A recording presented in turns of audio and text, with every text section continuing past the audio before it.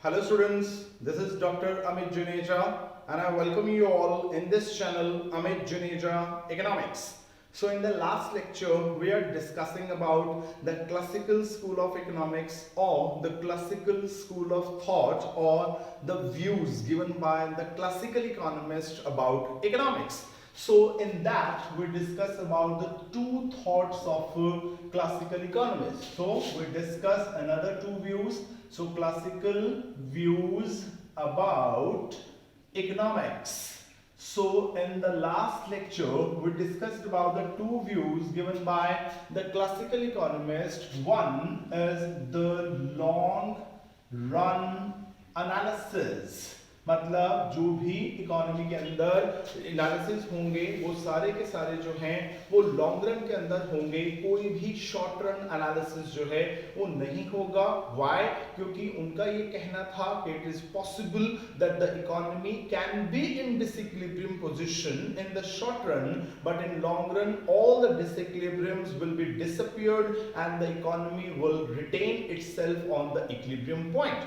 Number two, what we discussed in the last lecture is the classical economists advocated the full employment level in the economy. जो classical economist हैं वो ये कहा करते थे कि इकोनॉमी के अंदर हमेशा फुल एम्प्लॉयमेंट का लेवल होता है. कहने का मतलब ये है कि इकोनॉमी में कभी भी अंडर एम्प्लॉयमेंट जो है वो नहीं हो सकती. इकोनॉमी में जितने भी रिसोर्सेज अवेलेबल हैं, all the resources will get the work and nobody is unemployed. And if there is unemployment, क्या होगा? जो वेजेस हैं वो ऑटोमेटिकली सेट हो जाएंगे और इस तरह से सेट होंगे that everybody will get the work. So all the resources are fully employed. Number 3, अब ये हम आज का टॉपिक यहीं से शुरू करने वाले हैं क्योंकि हमने लास्ट लेक्चर के अंदर ये दो टॉपिक जो है वो डिस्कस कर लिए थे. जो आज का टॉपिक है उसके अंदर क्लासिकल इकोनॉमिस्ट जो है वो एडवोकेट करते हैं no interference by the government. मतलब वो ये कहते हैं कि इकोनॉमी के अंदर गवर्नमेंट की किसी तरह की कोई इंटरफेरेंस जो है वो नहीं होने चाहिए. उनका कहना था कि गवर्नमेंट जो है वो सिर्फ और सिर्फ जो है वो एडमिनिस्ट्रेशन संभालने के लिए है, वो सिर्फ और सिर्फ जो है वो कंट्री का डिफेंस संभालने के लिए है. उसका काम जितनी भी इकोनॉमिक एक्टिविटीज हैं, हम ऑलरेडी इकोनॉमिक एक्टिविटीज को डिस्कस कर चुके हैं कि इकोनॉमिक एक्टिविटीज कौन सी होती हैं? Production, consumption, investment, exchange and finance. तो ये जो 5 इकोनॉमिक एक्टिविटीज हैं, गवर्नमेंट का इन तरह की एक्टिविटीज में कोई इंटरफेरेंस नहीं है. मतलब गवर्नमेंट ना तो प्रोडक्शन में इंटरफेयर करेगी, ना कंजम्पशन में इंटरफेयर करेगी, ना इन्वेस्टमेंट में इंटरफेयर करेगी, ना डिस्ट्रीब्यूशन में इंटरफेयर करेगी और ना ही फाइनेंशियल इंस्टीट्यूशंस के अंदर जो है वो इंटरफेयर करेगी. गवर्नमेंट का काम इंटरफेयर करना नहीं है. क्यों नहीं है? क्योंकि क्लासिकल इकोनॉमिस्ट कहा करते थे कि जो भी मार्केट फोर्सेस होती हैं, अब हमने वर्ड यूज किया क्या? Market forces. तो क्लासिकल इकोनॉमिस्ट कहते थे कि जो भी मार्केट फोर्सेस होती हैं, हमेशा मार्केट फोर्सेस दो होती हैं, एक होती है डिमांड और एक होती है सप्लाई. तो उनका कहना था कि जो मार्केट फोर्सेस होती हैं वो ऑटोमेटिकली अपने आप को एडजस्ट कर लेती हैं. तो अगर मार्केट में किसी भी चीज की डिमांड और किसी भी चीज की सप्लाई इक्वल नहीं है तो क्या होगा? वो अपने आप सेट कर लेंगी. गवर्नमेंट को बीच में इंटरफेयर जो है वो नहीं करना चाहिए. जैसे हमने अपने लास्ट लेक्चर के अंदर कुछ डायग्राम्स बनाई थी, उसके अंदर हमने एक डायग्राम बनाई थी demand and supply of goods की, एक हमने बनाई थी demand and supply of labour की, एक हमने बनाई थी demand and supply of capital की. तो तीनों ही केसेस में अगर वो इक्वल नहीं थे, मतलब हम इक्विलिब्रियम वेजेस से अबव थे या डाउन थे, इक्विलिब्रियम प्राइसेस से अबव थे या डाउन थे, या इक्विलिब्रियम रेट ऑफ इंटरेस्ट से अबव थे या डाउन थे, तो हम ऑटोमेटिकली जो है वो इक्विलिब्रियम पॉइंट के ऊपर जो है वो आ गए थे। जैसे हम एक बार इसको हम जो है वो रिपीट कर देते हैं, जो हमने बात की थी no interference by the government की, उसको हम वैसे ही दिखा लेंगे। एक प्राइस ले लेते हैं और यहाँ पे demand and supply of goods जो है वो ले लेते हैं। तो क्या होगा, ये डिमांड गुड्स की है, ये सप्लाई है। अब यहाँ पर जो है वो इक्विलिब्रियम है, ई पॉइंट पे अकॉर्डिंगली प्राइस जो है वो P है और जो डिमांड और सप्लाई है वो OQ है, और ई पॉइंट जो है वो इक्विलिब्रियम का है। अब क्लासिकल इकोनॉमिस्ट कहते हैं कि अगर जो है इकोनॉमी इस ई पॉइंट के ऊपर जो है वो नहीं है, अब नहीं है तो क्या हो सकता है, जो इकोनॉमी है या तो इस ई पॉइंट से ऊपर हो सकती है या नीचे हो सकती है। अगर तो ऊपर है तो क्या होगा, प्राइस P1 होंगे, उसके ऊपर डिमांड जो है वो A है, सप्लाई जो है वो B है। मतलब मार्केट में चीजें पड़ी हैं D और डिमांड कितनी है A, यानी चीजें ज्यादा पड़ी हैं, डिमांड है नहीं, तो क्या होगा, प्राइसेस अपने आप जो है वो कम हो जाएंगे। तो गवर्नमेंट को प्राइसेस कम करने के बारे में कोई इंटरफेरेंस जो है वो नहीं करना चाहिए। सेम केस अगर जो है वो प्राइसेस कम होके P2 हो जाते हैं, तो वहां पर जो सप्लाई है वो है C, जो डिमांड है वो है D, तो क्या है, demand is greater than supply है। मार्केट में डिमांड ज्यादा है, चीजें उतनी अवेलेबल नहीं है, तो क्या होगा, प्राइसेस जो हैं वो ऑटोमेटिकली बढ़ जाएंगे। तो यहां पर भी गवर्नमेंट को इंटरफेरेंस जो है वो नहीं करनी चाहिए। अगर हम इसी चीज को, यहां पे तो हमने गुड्स ली हैं, अगर इसी चीज को हम लेबर मार्केट में दिखाएं, यहां पर हम demand and supply of labour ले लें और यहां पर जो है वो हम वेजेस ले लें, तो क्या हो सकता है, this is the demand for labour and this is the supply of labour. तो ई पॉइंट जो है वो इक्विलिब्रियम का है, जहां पर OW वेज रेट है और demand and supply of labour is OL। तो अकॉर्डिंग टू क्लासिकल ये जो OW वेजेस डिसाइड हुए हैं, this is the full employment level of wages. मतलब इस पॉइंट पे सारे के सारे लोगों को काम मिलेगा, किसी तरह की कोई अनएम्प्लॉयमेंट जो है वो नहीं होगी।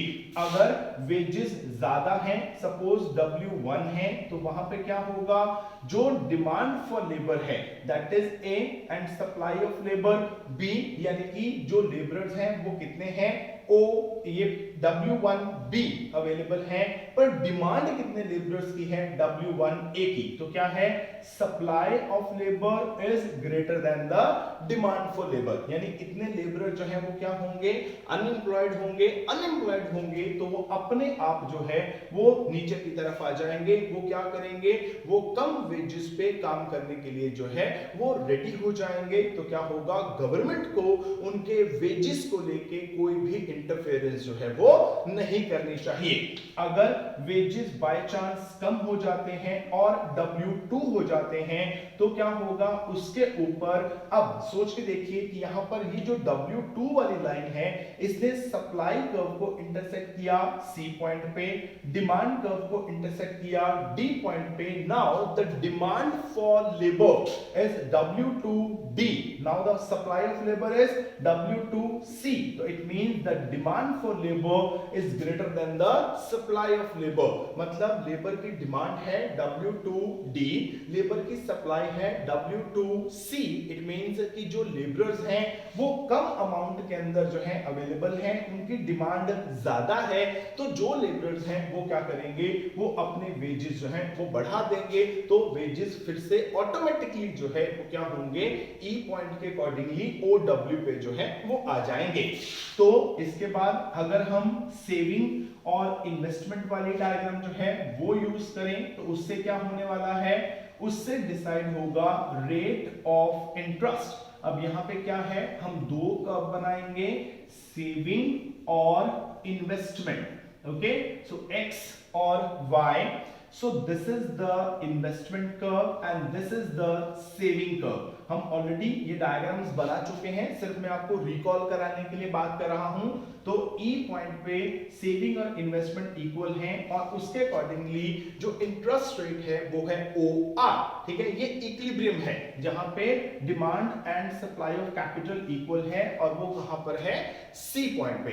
इफ बाय चांस क्या होता है कि इकोनॉमी के अंदर जो रेट ऑफ इंटरेस्ट है वो ऊपर चला जाता है, let it be, it becomes R1। अब उसके ऊपर जो इन्वेस्टमेंट है वो कितनी है, A, और सेविंग कितनी है, B। यानी जो लोग हैं वो बैंक्स के अंदर R1B अमाउंट जो है वो डिपॉजिट करा रहे हैं, पर डिमांड कितनी कर रहे हैं, R1A। तो बैंक को लगेगा कि मेरे पास जो पैसे हैं वो ज्यादा आ रहे हैं क्योंकि लोग सेविंग्स बहुत कर रहे हैं, पर लोग मेरे से मनी की डिमांड नहीं कर रहे। क्यों नहीं कर रहे, क्योंकि रेट ऑफ इंटरेस्ट ज्यादा है। तो वो क्या करेगा, रेट ऑफ इंटरेस्ट को कम कर देगा। अगर rate of interest by chance कम हो जाते हैं और R2 हो जाते हैं, अब वहां पे लोग अपने R2C पैसे जो हैं वो बैंक में डिपॉजिट करा रहे हैं, पर डिमांड कितनी कर रहे हैं, R2D। यानी कि बैंक को लगेगा कि एट प्रेजेंट मेरे पास R2C मनी अवेलेबल है, पर डिमांड कितनी है, R2D की। यानी कि जो लोन लेने वाले हैं वो बहुत ज्यादा है, पर मेरे पास उतने अमाउंट में लोन देने के लिए पैसे नहीं है। तो बैंक क्या करेगा, बैंक रेट ऑफ इंटरेस्ट जो है वो बढ़ा देगा, तो अल्टीमेटली वो फिर OR पे ही जो है वो फिक्स हो जाएंगे। तो ये जो थर्ड पॉइंट है, no interference by the government in economic activity, इसको हम एक और तरह से भी एक्सप्लेन कर सकते हैं। जो क्लासिकल इकोनॉमिस्ट हैं वो ये कहा करते थे कि इकोनॉमी के अंदर क्या होता है, ऑटोमेटिक एडजस्टमेंट जो है वो होती है। एडजस्टमेंट अपने आप होंगी without any interference of the government. मतलब गवर्नमेंट को किसी भी तरह की इंटरफेरेंस नहीं करनी चाहिए इकोनॉमी में। अगर डिसइक्विलिब्रियम है, अगर वो डिसइक्विलिब्रियम होंगे तो वो सिर्फ और सिर्फ जो है वो शॉर्ट रन में ही होंगे। लॉन्ग रन में डिसइक्विलिब्रियम होने का कोई मतलब पैदा नहीं होता। अगर शॉर्ट रन में है तो लॉन्ग रन में अपने आप ठीक होंगे, ऑटोमेटिक एडजस्टमेंट्स होंगी और गवर्नमेंट को इंटरफेरेंस जो है वो नहीं करनी चाहिए। क्योंकि जो क्लासिकल्स थे उनका ये मानना था कि अगर गवर्नमेंट जो है वो इकोनॉमिक एक्टिविटीज में किसी तरह का कोई इंटरफेयर करती है तो उससे क्या होता है, जो डिसइक्विलिब्रियम्स होते हैं वो कम नहीं होते बल्कि वो और ज्यादा जो है वो बढ़ जाया करते हैं। फॉर एग्जाम्पल हम यहां पर एक छोटी सी एग्जाम्पल कोट करेंगे। अगर हम आज की डेट में बात करें तो आज की डेट में जो भी हमारे यहाँ पे पेट्रोलियम प्रोडक्ट्स हैं which include petrol, diesel, LPG, something like that, तो उसके जो प्राइसेस हैं they are market driven. Market driven means कि अगर आप आज पेट्रोल डलवाने या डीजल डलवाने जाते हैं तो क्या होगा, डेली सुबह 6 बजे जो है वो प्राइसेस चेंज हो जाते हैं। जैसे ही इंटरनेशनल मार्केट के अंदर पेट्रोलियम प्रोडक्ट के प्राइसेस चेंज होंगे वैसे ही हमारे इंडिया के अंदर भी प्राइसेस जो हैं वो चेंज हो जाएंगे। अगर इंटरनेशनल मार्केट में पेट्रोलियम प्रोडक्ट सस्ते हो गए हैं तो इंडिया में पेट्रोलियम प्रोडक्ट्स आपको सस्ते मिलेंगे, अगर वहां पर महंगे हो गए हैं तो आपको यहां पर महंगे ही मिलेंगे। तो अब हमने क्या किया, जो पेट्रोलियम प्रोडक्ट्स का रेट है उसको मार्केट ड्रिवन कर दिया, यानी कि हमने उसको मार्केट फोर्सेस पे जो है वो छोड़ दिया। पर कुछ साल पहले की अगर हम बात करें तो जो पेट्रोलियम प्रोडक्ट के प्राइसेस हैं वो मार्केट ड्रिवन नहीं थे। क्यों? क्योंकि गवर्नमेंट को लगा कि वहां पर जो रेट है इंटरनेशनल मार्केट के अंदर वो बहुत ज्यादा है, अगर उतने ज्यादा रेट पे हमने इंडिया के अंदर पेट्रोलियम प्रोडक्ट्स को बेचा तो लोगों को बहुत ज्यादा पे करना पड़ेगा। सो गवर्नमेंट जो है उसने क्या किया, एक वेलफेयर एजेंसी के तौर पे काम किया और प्राइसेस को जो है वो क्या कर दिया, कंप्रेस कर दिया। हम एक टॉपिक करेंगे उसमें हम बात करेंगे इन्फ्लेशन, यानी कि जब प्राइस राइज होते हैं उसको हम इन्फ्लेशन कहते हैं, हम उसकी बात करेंगे। उसमें एक इन्फ्लेशन की टाइप आती है जिसको कहा जाता है कंप्रेस्ड इन्फ्लेशन। कंप्रेस्ड इन्फ्लेशन क्या होता है कि गवर्नमेंट को लगा कि प्राइसेस जो हैं वो बहुत ज्यादा बढ़ रहे हैं, तो गवर्नमेंट ने क्या किया, उन प्राइसेस को क्या कर दिया, कंप्रेस कर दिया। मतलब एक बार उस इन्फ्लेशन को क्या कर लिया, दबा लिया। कैसे दबा लिया। अब इंटरनेशनल मार्केट के अंदर जो पेट्रोलियम प्रोडक्ट के प्राइसेस थे वो बहुत ज्यादा थे, गवर्नमेंट को लगा कि इंडियन उतने पे नहीं कर पाएंगे, तो गवर्नमेंट ने इंटरफेयर किया करके सब्सिडीज देके क्या कर दिया, एक बार प्राइसेस जो है उसको कंट्रोल में ले आए। पर अल्टीमेटली रिजल्ट क्या निकला कि जो पेट्रोलियम कंपनीज हैं उनके लॉस इतने ज्यादा बढ़ गए कि कुछ पेट्रोलियम कंपनीज जो हैं वो बंद होने पे पहुंच गई। तब गवर्नमेंट ने कहा कि हम हर एक तरह की सब्सिडी जो है वो हम खत्म कर रहे हैं, जो प्राइसेस हैं वो मार्केट ड्रिवन होंगे, जिसको हम कहेंगे ओपन इन्फ्लेशन। ओपन मतलब गवर्नमेंट कहती है जो इन्फ्लेशन आएगा, जो डिफ्लेशन आएगा, हमारा कोई रोल नहीं है बीच में, जो मार्केट में रेट होंगे वो आ जाएंगे। तो इसीलिए ये कहते हैं क्लासिकल कि गवर्नमेंट को इकोनॉमिक एक्टिविटीज में कोई इंटरफेयर नहीं करना चाहिए। अगर गवर्नमेंट ने इंटरफेयर किया क्या होगा, एक बार तो गवर्नमेंट उसको संभाल लेगी, पर फ्यूचर में क्या होगा, वो जो इम्बैलेंसेस हैं, वो जो डिसइक्विलिब्रियम्स हैं, वो इतने ज्यादा बढ़ जाएंगे कि उनको बाद में सॉर्ट आउट करना जो है वो मुश्किल हो जाएगा। तो गवर्नमेंट को सारी चीजों को जो है वो किस पे छोड़ देना चाहिए, वो जो है मार्केट फोर्सेस पे छोड़ देना चाहिए। सारी एडजस्टमेंट जो है वो मार्केट फोर्सेस अपने आप कर लेंगी, गवर्नमेंट को बीच में किसी भी तरह से अपनी इन्वॉल्वमेंट जो है वो नहीं करनी चाहिए।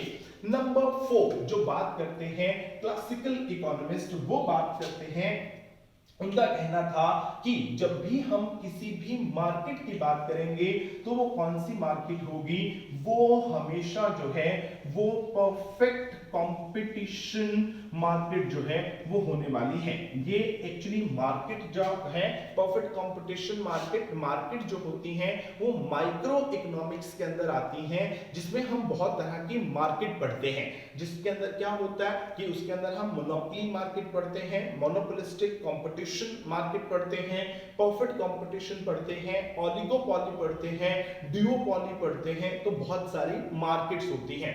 So perfect competition is a type of market. अब परफेक्ट कंपटीशन क्या होता है, अब आप इसको नाम से क्लियर कीजिए। वो कहता है कि कंपटीशन है, अगर सपोज करो कि मार्केट के अंदर किसी भी चीज को सेल करने वाला सिर्फ एक पर्सन है, मैं कहूंगा कि उसको हम कहते हैं monopoly market. Mono and poly, mono means single, poly means the control और द सेलर और द प्रोड्यूसर, आप जो मर्जी बोल सकते हैं। When there is a control of one person on the entire supply of a product, then the market is said to be the monopoly market. अब अगर सपोज करो कि मार्केट में किसी भी चीज को सेल करने वाला एक ही पर्सन है, तो वो किसके साथ कंपटीशन करेगा, है ही नहीं।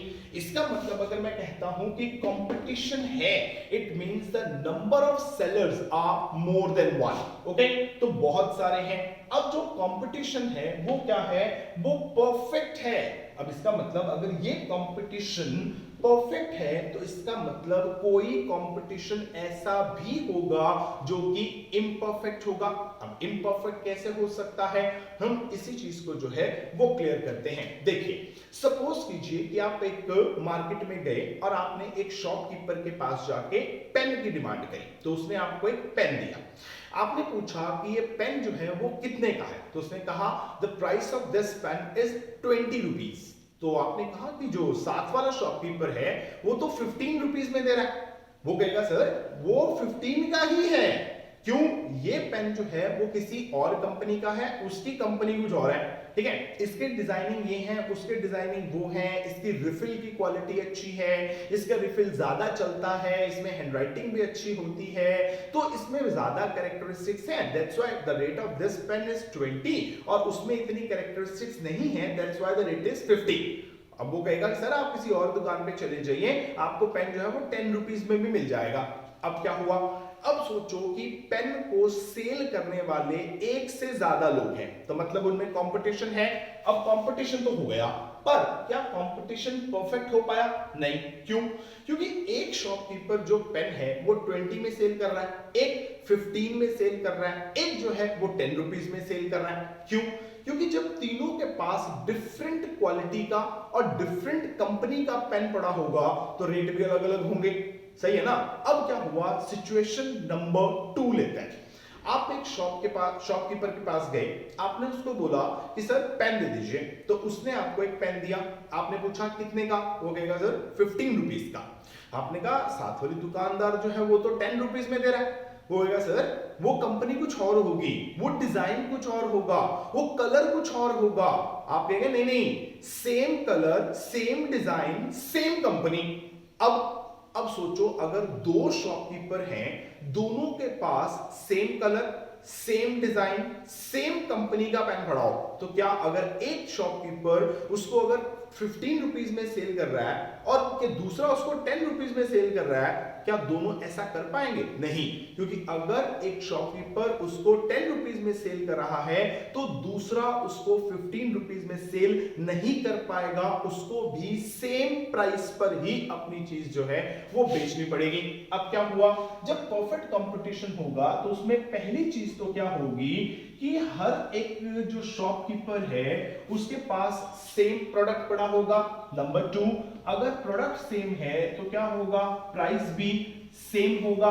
ठीक है, अब सेम प्रोडक्ट है और सेम प्राइस है, ये तो मैं बात कर रहा हूं गुड्स मार्केट की, जहां पर गुड्स मिलती हैं। अगर यही परफेक्ट कंपटीशन जो है वो हम फैक्टर मार्केट में बात करें, अब ये फैक्टर मार्केट क्या हुई, ये जो मैंने बात करी थी, ये मैंने बात करी थी गुड्स मार्केट की, ओके, और ये मैं बात कर रहा हूं फैक्टर मार्केट की। गुड्स मार्केट क्या होती है, फैक्टर मार्केट क्या होती है, अगर इसको समझना है तो थोड़ा और हम डिटेल में चले जाते हैं कि मार्केट जो है वो कई तरह की होती है। एक होती है जिसको हम कहते हैं गुड्स मार्केट, जहां पर आपको गुड्स मिलती है, like this pen is a good, आपको ये मिलेगा। नंबर 2, उसको हम कहते हैं फैक्टर मार्केट। फैक्टर मार्केट इसके नाम से क्लियर कर सकते हैं जहां पर हमें फैक्टर्स ऑफ प्रोडक्शन मिलते हैं, जहां पे हमें लैंड मिलती है, लेबर मिलती है, कैपिटल मिलते हैं और एंटरप्रेन्योर मिलते हैं। तो ये क्या है, ये है फैक्टर्स ऑफ प्रोडक्शन। ठीक है, अब ये मान के चलते हैं कि जो फैक्टर मार्केट है उसके अंदर भी क्या है, परफेक्ट कंपटीशन है, मतलब जितने भी फैक्टर्स ऑफ प्रोडक्शन हैं वो सारे के सारे सेम हैं। अगर मैं फैक्टर ऑफ प्रोडक्शन के तौर पे यहां पर ये लेबर की एग्जांपल ले लूं तो ये मान के चलते हैं कि सारे के सारे जो लेबरर्स हैं वो क्या है, वो सेम है, मतलब इक्वली एफिशिएंट हैं, और सारे के सारे लेबरर का प्राइस जो है वो भी क्या है, वो सेम है, मतलब जो वेजेस हैं वो सारे के सारे लेबरर क्या लेंगे, सेम लेके चलेंगे, ये मान के चलते हैं। एक और मार्केट होती है जिसको हम कहते हैं मनी मार्केट, ओके। एक होती है जिसको हम कहते हैं कैपिटल मार्केट। ये जब आप बड़ी क्लासेस में जाएंगे तब आपको इन मार्केट्स में मिलेगा डिटेल में पढ़ने में। जो मनी मार्केट होती है उसके अंदर हम आमतौर पे जो भी हमारे बैंक्स हैं हम उनको इंक्लूड करते हैं। आमतौर पे ना जो मनी मार्केट और कैपिटल मार्केट है दोनों को एक ही समझ लेते हैं, पर दोनों में बहुत डिफरेंस है। जो मनी मार्केट है उसमें ये होता है कि इसमें हम लेके चलते हैं बैंक्स को, ओके। जो कैपिटल मार्केट है उसके अंदर हम लेके चलते हैं बेसिकली जो इंश्योरेंस कंपनीज हैं उनको। अब डिफरेंस क्या रहा, डिफरेंस ये रहा कि सपोज करो कि आप बैंक के अंदर पैसे डिपॉजिट कराने के लिए जाते हो, ठीक है, तो बैंक में पैसे डिपॉजिट कराने के बहुत सारे मेथड्स होते हैं। उसमें आप बैंक में जाके अपना सेविंग अकाउंट ओपन करा सकते हैं, करंट अकाउंट ओपन करा सकते हैं, रिकरिंग डिपॉजिट ओपन करा सकते हैं, फिक्स्ड अकाउंट वो ओपन करा सकते हैं, होम सेफ अकाउंट ओपन करा सकते हैं। तो 5 तरह के अकाउंट जो हैं वो बैंक में आपके खुल सकते हैं, यानी जहां पे जाके आप बैंक में अपने पैसे जो हैं वो डिपॉजिट करा सकते हैं, ओके। अब उसमें एक आता है एफडी, यानी कि फिक्स्ड डिपॉजिट। आप बैंक में एफडी कराइए, ज्यादा से ज्यादा जो एफडी होती है वो होती है 5 ईयर और 7 ईयर, इससे ज्यादा नहीं होती। बैंक से ज्यादा आपसे पैसे जो हैं वो एक्सेप्ट नहीं करता, ओके। अब सोचो आपने बैंक में 7 ईयर की एफडी जो है वो करा दी, ठीक। बैंक ने आपसे 7 ईयर के लिए पैसे ले लिए, उसके ऊपर बैंक ने आपको इंटरेस्ट रेट जो है वो पे करना है, डन। अब क्या हुआ, अब बैंक जो है वो पैसे अपने पास नहीं रखेगा, बैंक क्या करेगा, बैंक उस पैसे को आगे किसी को लोन पकड़ा देगा, ताकि उसको पता है कि आपने उसको 7 ईयर के लिए पैसे दे दिए हैं, अब आप तो 7 ईयर से पहले आने नहीं वाले, तो बैंक क्या करेगा, बैंक आपके पैसे किसी और को दे देगा ताकि उससे इंटरेस्ट कमा सके और आपको इंटरेस्ट दे सके। ठीक है, अब सोचो भी अगर बैंक ने आपसे 7 इयर्स के लिए पैसे लिए हैं, तो अगर उसने आगे किसी को लोन देना है तो वो भी कितने टाइम के लिए देगा। अब वो 25 ईयर के लिए तो वो लोन जो है वो देने से रहा, क्यों, आप तो 7 ईयर के बाद पहुंच जाओगे कि लाओ हमारा टाइम पीरियड पूरा हो गया, हमारे पैसे लाइए। अब बैंक कहेगा आपके पैसे तो मैंने 25 ईयर के लिए आगे पकड़ा दिए, वो तो 25 ईयर के बाद देगा, तब मैं आपको दूंगा। आप कहेंगे मुझे नहीं पता, मेरे पैसे वापस लाओ। तो अगर बैंक आपसे 7 ईयर के लिए पैसे डिपॉजिट कराता है तो वो ज्यादा से ज्यादा जो है वो 7 ईयर के लिए ही लोन जो है वो दे सकता है। मतलब जो बैंक है जिसको हम मनी मार्केट में इंक्लूड करते हैं, ये आपको फाइनेंस प्रोवाइड करवाएंगे which is an economic activity. ठीक है, बट वो फाइनेंस आपको शॉर्ट रन के लिए मिलेगा, थोड़े टाइम के लिए मिलेगा। क्यों मिलेगा, क्योंकि बैंक्स ने आपसे थोड़े टाइम के लिए पैसे लिए हैं, तो आपको थोड़े टाइम के लिए पैसा जो है वो लोन की फॉर्म में मिलने भी वाला है। नंबर 2, अब कैपिटल मार्केट जो है, मैंने कहा इसमें हम इंश्योरेंस कंपनीज को जो है वो लेके चलते हैं। अब इंश्योरेंस कंपनीज में जब हमने इंश्योरेंस कराना होता है तो क्या होता है, एक इंश्योरेंस एजेंट जो है वो आपके घर पे आता है, वो आपको डिफरेंट प्लान्स बताता है कि ये चाइल्ड करियर प्लान है और ये जीवन आनंद है, ये जो है वो जीवन सरल है, जीवन मित्र है, तो आपको बहुत सारे प्लान जो है वो बताए जाते हैं। उसमें क्या होता है, जब भी आपने इंश्योरेंस कराना होता है, इट्स फॉर योर नॉलेज कि अगर आपने इंश्योरेंस कराना है तो उसमें आपको 2 चीजें जो है वो क्लियर करनी होती हैं। पहला कि आपने ये बताना होता है कि इंश्योरेंस कितने इयर्स का करवाना है। नंबर 2, आपने ये बताना होता है कि कितने का कराना है। मतलब आप बोलो कि आपने 10 लाख का इंश्योरेंस कराना है for a time period of 20 years, 10 lakh and 20 years. तो क्या होता है कि जो इंश्योरेंस एजेंट होते हैं उनके पास ना एक बुकलेट होती है, तो वो क्या करते हैं, अलग अलग प्लान उसमें लिखे होते हैं। मान लो आप बोलो कि आपने LIC का जीवन आनंद प्लान जो है वो सपोज करो कि आपने चूज कर लिया, तो 10 लाख रुपीस 20 इयर्स उसमें टेबल बनाएगा, तो वो जाएगा कॉलम वाइज 20 ईयर और रो वाइज जाएगा 10 लाख, तो वहां पे आपका प्रीमियम आ जाएगा कि आपको इतना प्रीमियम जो है वो भरना पड़ेगा। ओके, तो हर साल का आप उतना प्रीमियम जो है वो भर सकते हैं। अब जो इंश्योरेंस होता है वो कितने साल का होता है, कम से कम 10 इयर्स, 15 इयर्स, 20 ईयर, 25 ईयर। अब सोचो कि इंश्योरेंस कंपनी वाले आपसे 25 इयर्स के लिए पैसे ले रहे हैं, तो उन्होंने आपको जो पैसे वापस देने हैं वो आफ्टर 25 ईयर देने हैं। मतलब 25 ईयर तक पैसे जो हैं वो इंश्योरेंस कंपनी के हैं। मतलब अगर कोई लोन लेने पहुंच गया तो क्या होगा, आप अपने जो पॉलिसी है उसके अगेंस्ट लोन भी ले सकते हैं। अब अगर उसने आपसे 25 ईयर के लिए पैसे लिए हैं तो वो आपको लॉन्ग टर्म के लिए लोन दे जो दिया भी करता है। तो कैपिटल मार्केट जो है वो ऐसी मार्केट होती है जहां पर आपको लॉन्ग टर्म के लिए लोन जो है वो मिला करते हैं। अब ये मान के चलते हैं कौन, क्लासिकल इकोनॉमिस्ट की, चाहे कोई मर्जी मार्केट है, चाहे वो गुड्स मार्केट है, चाहे वो फैक्टर मार्केट है, चाहे वो मनी मार्केट है और चाहे वो कैपिटल मार्केट है, जो मर्जी है, सारी मार्केट्स के अंदर क्या होगा, परफेक्ट कंपटीशन होगा। मतलब सभी आपको सेम रेट जो है वो प्रोवाइड करवाएंगे। मतलब मार्केट में जितनी भी गुड्स अवेलेबल हैं सबका रेट सेम, सभी गुड्स, मतलब समझ रहे हैं कि जिनके पास ये मार्कर पड़ा है, अगर मार्कर सेम है तो इस मार्कर का रेट सारी शॉप्स पे सेम होगा। जिसके पास ये शर्ट पड़ी है तो सभी के पास इस शर्ट का रेट जो है वो सेम होगा। जिनके पास ये बैंड पड़ा है उनके पास इस बैंड का रेट जो है वो सेम होगा। तो सभी के पास सेम रेट जो है होगा, किसका, सेम कमोडिटीज का। ओके, तो इसके बाद क्या होगा, जो मार्केट है either it is money market और it is the capital market. जो रेट ऑफ इंटरेस्ट रहेंगे वो सेम रहेंगे, सारे बैंक आपको सेम रेट ऑफ इंटरेस्ट लगाएंगे, सारे बैंकों से आपको सेम रेट ऑफ इंटरेस्ट मिलेगा भी।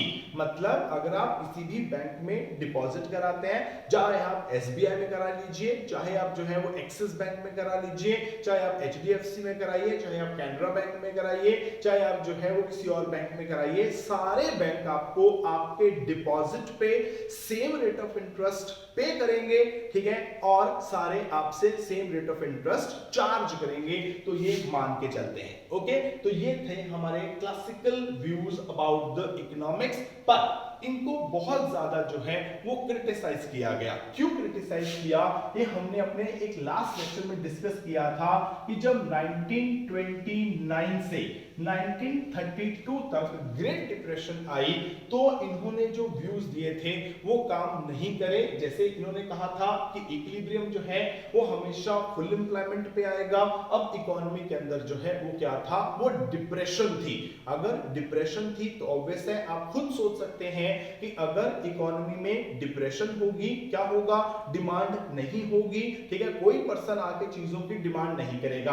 अगर डिमांड नहीं करेगा तो जो प्रोड्यूसर्स हैं वो प्रोडक्शन नहीं करेंगे, प्रोडक्शन नहीं करेंगे तो लोगों को काम नहीं देंगे, एम्प्लॉयमेंट का लेवल कम हो जाएगा, एम्प्लॉयमेंट कम होगी तो क्या होगा, अब ऑब्वियस है उससे फुल एम्प्लॉयमेंट तो आएगी नहीं। तो ये कहते थे कि इकोनॉमी में इक्विलिब्रियम हमेशा फुल एम्प्लॉयमेंट पे होता है, पर इन्होंने कहा कि नहीं नहीं नहीं, फुल एम्प्लॉयमेंट नहीं होता है, कुछ भी नहीं होता।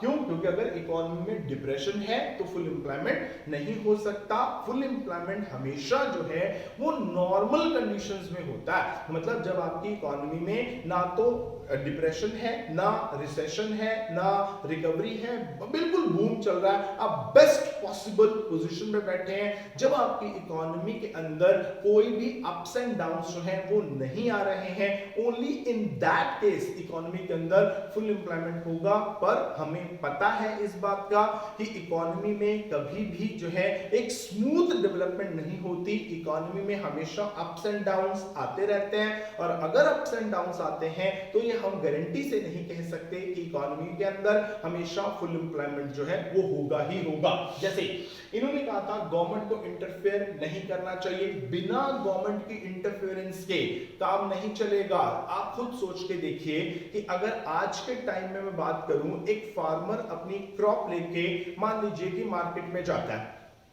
ठीक है, आजकल की डेट में क्या होता है, जो गवर्नमेंट है वो क्या करती है, वो मिनिमम सपोर्ट प्राइस जिसको हम एमएसपी कहते हैं वो डिक्लेयर करती है। फॉर एग्जांपल जो व्हीट का एमएसपी है, लेट इट बी इट्स 2000। इसका मतलब क्या है, इसका मतलब ये है कि गवर्नमेंट ये कहना चाहती है कि एक फार्मर अपना व्हीट लेके मार्केट में आए, जिसको उसका दिल करता है उसको वो सेल करे, जितने में दिल करता है उतने में सेल करें। अगर उसका व्हीट कोई परचेज नहीं करेगा, सो वी आर देयर, हम जो है 2000 पे इसको परचेज करने के लिए ready. It means the government is providing a type of security to that farmer। मैं तो उसको टेंशन लेने की जरूरत नहीं है, मार्केट में आके वो अपना जो व्हीट है वो जिसको मर्जी सेल कर सकता है, उसको एक मिनिमम रेट जो है वो तो मिलेगा ही मिलेगा। अगर मान लो कोई शॉपकीपर उसको ये कहता है मैं तो 1500 दूंगा, ठीक है, अब गवर्नमेंट कहती है उसको 1500 में सेल करने की जरूरत नहीं है,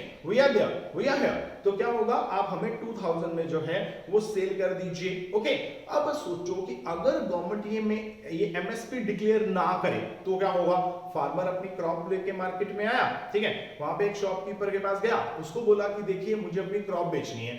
अब क्या होता है कि जब क्रॉपिंग सीजन होता है तो सारे के सारे फार्मर्स जो हैं वो अपनी क्रॉप लेके मार्केट में पहुंच जाते हैं, तो क्रॉप्स की सप्लाई बढ़ गई, व्हीट ही व्हीट होगा मार्केट के अंदर। आपने देखा होगा कि आपके शहर के अंदर जो ग्रेन मार्केट होगी तो ग्रेन मार्केट के अंदर फुली वो व्हीट हो जाएगा, अगर वो पैडी का सीजन है तो पैडी हो जाएगी, राइस का है तो राइस हो जाएगा, तो सप्लाई बहुत बढ़ गई। अब फार्मर को टेंशन होती है कि मैं फटाफट अपनी जो क्रॉप है उसको बेचूं। अगर मान लीजिए कि जो ग्रेन मार्केट है उसके अंदर क्रॉप पड़ी है, बारिश आ जाए, कुछ हो जाए तो नुकसान हो सकता है, तो उसको लगता है कि मुझे फटाफट जो है वो सेल कर देना चाहिए। अब जो शॉपकीपर है उसको पता है कि इसको जरूरत है, वो कहेगा 1500 दूंगा, बोल लेने की नहीं लेने। अब फार्मर तो फंसा हुआ बेचारा, उसको क्या करना पड़ेगा, 1500 पे जाके उसको सेल करना पड़ेगा। अब यहां पर जो है वो गवर्नमेंट की इंटरफेरेंस जो है वो जरूरी हो जाती है। अब गवर्नमेंट आके बीच में इंटरफेयर करती है, वो कहते हैं कि ना 1500 पे नहीं देनी, वी आर हियर, आपको 2000 हम एक मिनिमम सपोर्ट प्राइस जो है वो आपको ऑफर कर रहे हैं। मतलब आपकी क्रॉप अगर कोई परचेज नहीं करता, वी आर हियर, आप 2000 में हमें जो है वो सेल कर दीजिए। सोच के देखो, अगर गवर्नमेंट इंटरफेयर ना करे तो ये जितने भी मनी लैंडर्स हैं या जितने भी ये साहूकार टाइप पीपल होते हैं, है ना, तो ये क्या करेंगे, ये जो मनी लैंडर ये क्या करेंगे, ये तो किसान जो हमारा फार्मर है उसको तो इसको एक्सप्लॉइट करना शुरू कर देंगे, क्योंकि इनको पता है कि फार्मर जो है उसने अपनी क्रॉप बेचनी ही बेचनी है। अब वो फंसा हुआ बेचारा, तो उसकी एक्सप्लॉइटेशन शुरू हो जाएगी। In order to save the farmer government has to interfere in the economy. तो इनका कहना जो है वो गलत था। वैसे ही ये कहते हैं कि परफेक्ट कंपटीशन है, हम इससे भी जो है वो मतलब बिल्कुल इत्तेफाक नहीं रखते। जो इकोनॉमी होती है उसमें परफेक्ट कंपटीशन नहीं होता, बल्कि इम्परफेक्ट कंपटीशन जो है वो होता है। जैसे आपने कभी नहीं देखा होगा कि सेम प्राइस हो सारी चीजों का, या सारी चीजें जो है सेम पड़ी हो, सारे लेबरर एक जैसे हों, वो इक्वली एफिशिएंट हो। हाउ इज इट पॉसिबल कि सारे लेबरर इक्वली एफिशिएंट है? How is it possible? बिल्कुल भी नहीं है। ठीक है, जो बैंक्स हैं या जो इंश्योरेंस कंपनीज हैं वो आपको सेम रेट पे जो है वो अपने जो है वो चीजें दे रही हैं। How is it possible? तो ऐसा कभी नहीं होगा कि मार्केट में सारे बैंक्स आपको सेम रेट ऑफ इंटरेस्ट पे करें, सारे रेट ऑफ बैंक जो है वो आपसे same rate of interest charge करें। How is it possible? तो इन्होंने जो एनालिसिस दिए वो गलत थे। तो इसीलिए ये क्या हुए, ये अपनी ये जो 1929 से 1932 की जो ग्रेट डिप्रेशन थी उसको ये सॉल्व नहीं कर पाए। नहीं कर पाने के करके इनके जो व्यूज हैं उनको हमने बिल्कुल छोड़ दिया, डिसरिगार्ड कर दिया।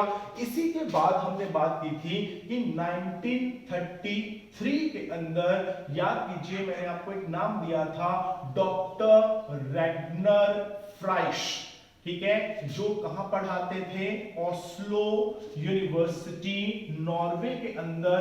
वो आए और उन्होंने कहा कि एक्चुअली ये जो क्लासिकल इकोनॉमिस्ट हैं इनके व्यूज जो हैं वो गलत नहीं हैं।